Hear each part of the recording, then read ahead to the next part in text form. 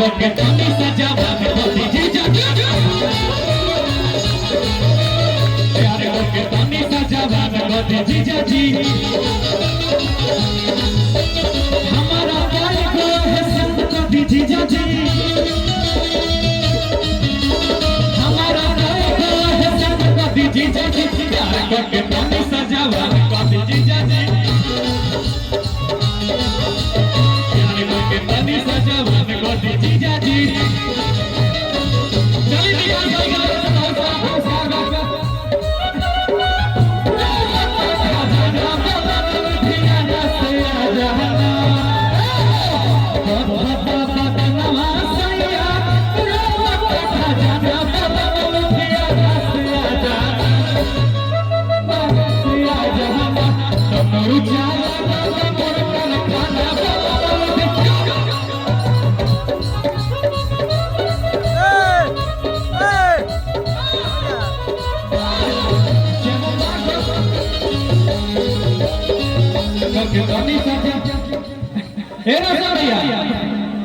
भैया यूट्यूबर भाई हमारे गाने लो ये क्षेत्र में बताई गाने हमारे बाजे ला डीजे पे गाना बाजे ला हां देखा हमारा रोशन भैया कौन गाना भैया लल मच्छी आ काजल जी जो प्रोग्राम करेली एकदम गर्दा उड़ा देली है गाना पे गाना के देखिए बोल का बात कि हमारे लाहा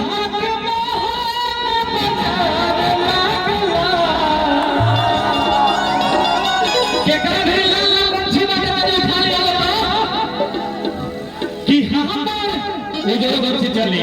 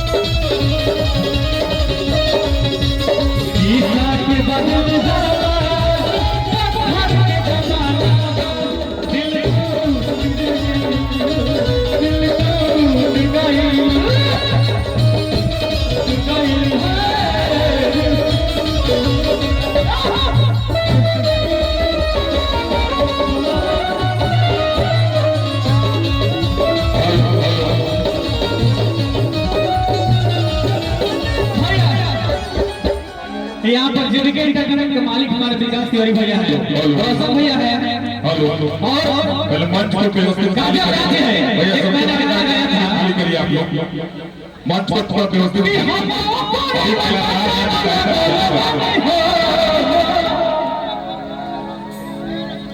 अच्छा जन्मदिन के बधाई है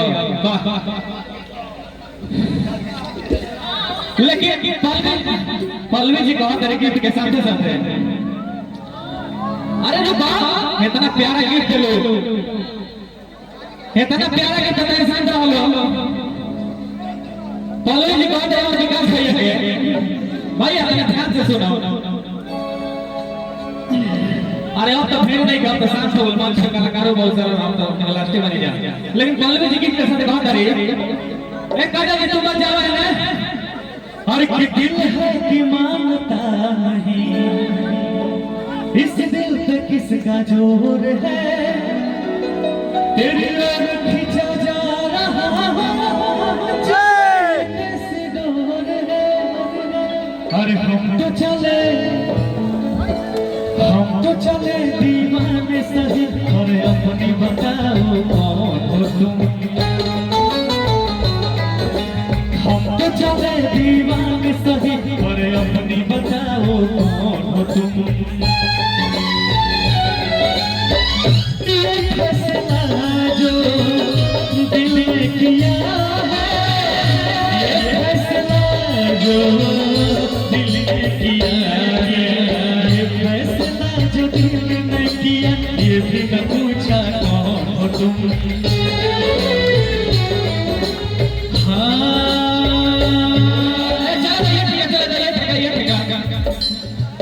एक और भाव विकास भैया,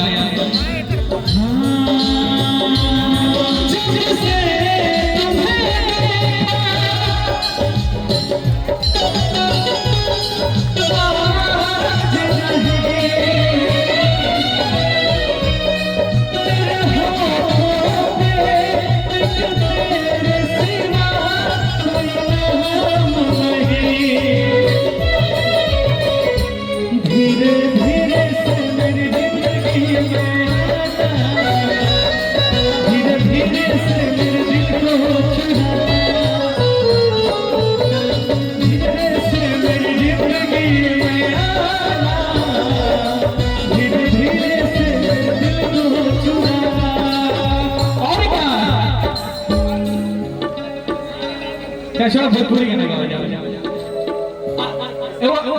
एक सेकंड राजा जी थोड़ा सा दे वो गाना और आप लोग प्यार दे अरे कि गोरा में सगीर भाई गोरा दिए राजा माजा दो अरे कि देही में बढ़ जाए पुरुष राजा माजा दो। विकास भैया ए पिया खालो खाली सुरुती पिया पिया, ए गाना में काजल राजी काम पहले बड़ी। ए पिया खालो खाली सुरुती पिया खालो खाली सुरुती हमारा सुरुती राजा मजा लागा तोरा से गिल भाई सुरुती राजा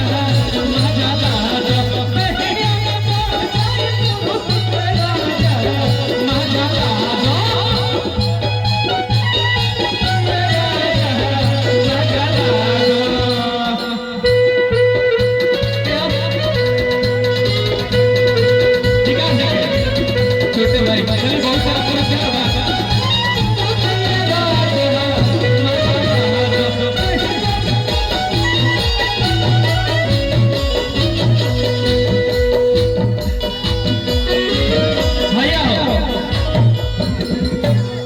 आप लोग का तमाम गाना हिट देने वाले जा काजल एक साथ एक और गाना है। अरे कि मुहा में जब तू धरावा हो वाला से न पटात ले हम बाते। तमाम गाना हिट बाटे आप लोग सही प्यार देते रह जाएंगे। लेकिन